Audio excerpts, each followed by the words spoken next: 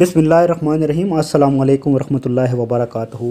आज हम बात करेंगे कि इमरान खान साहब ने वो कौन सी कामयाबियां समेटी हैं जो शायद आपके वहम व गुमान में भी ना हों।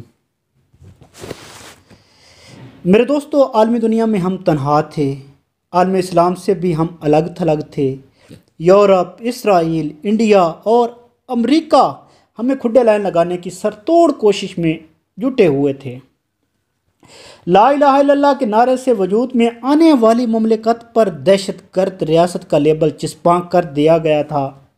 पाकिस्तानी मीशत तबाही के किनारे पर थी, बल्कि ग्रे लिस्ट करवाने के लिए मोदी सरकार सर धड़ की कोशिश में लगी हुई थी।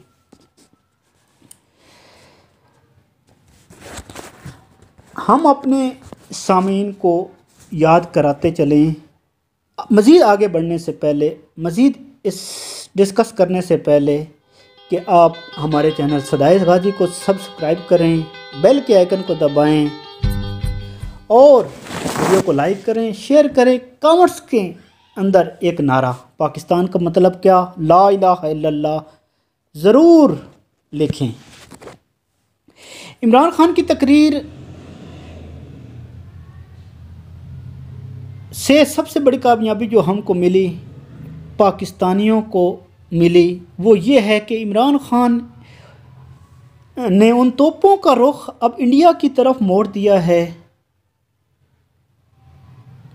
पहले इंडिया और उसकी बड़ी मंडी के हवारी जो दिन रात ये राग अलपते थे कि पाकिस्तान दहशतगर्दों की अमाजगाह है, अब उनको अपने दिफा के लाले पड़ चुके हैं।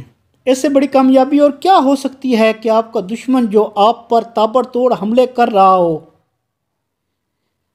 अब उसे अपने दिफा के लाले पड़ चुके हैं। ये अल्लाह का शुक्र है कि वज़ीर आज़म साहब ने इंडिया का वो नंगा चेहरा वहाँ अयां किया, लोगों के सामने रखा, दुनिया के सामने रखा और दुनिया को बताया कि इंडिया क्या कर रहा है कश्मीर के अंदर, कश्मीरी मुसलमानों के साथ, और दुनिया के अंदर अयां किया कि अगर आप इस तरह ये जुल्म सितम जारी रखेंगे तो आने वाले वक्त में क्या हो सकता है।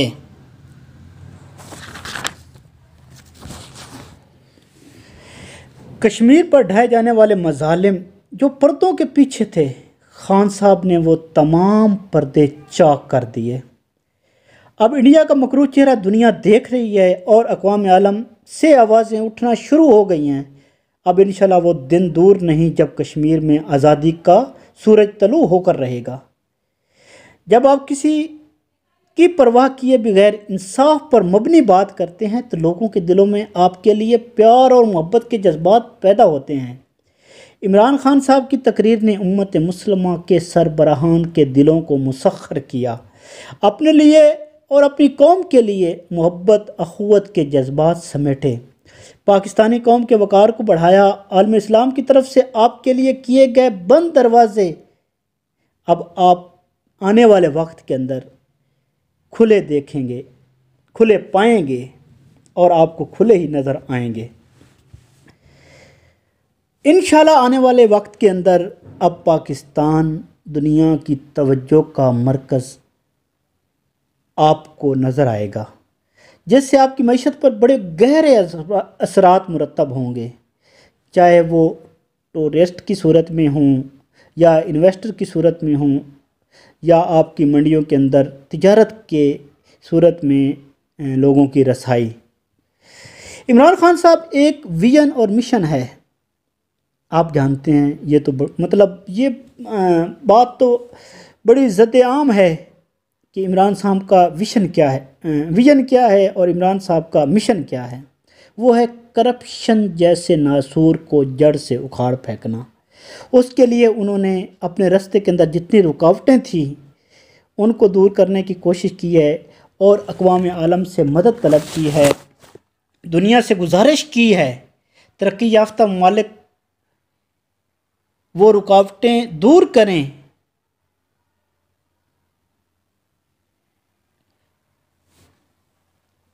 चोरों के एहतसाब के लिए जो पनाह गाह की सूरत में मौजूद हैं। अब इंशाल्लाह पाकिस्तान इस मंजिल की जानिब तेज़ी से आगे बढ़े گا جو عمران خان صاحب کا خواب ہے، کرپشن فری گرین اور کلین پاکستان۔ عمران خان کی تقریر پر ہٹ کرنے والوں کی ایک بڑی تعداد موجود ہے۔ ہم اپنے سامعین کے لیے یہ واضح کرتے چلیں، جو حق اور سچائی کے جتنا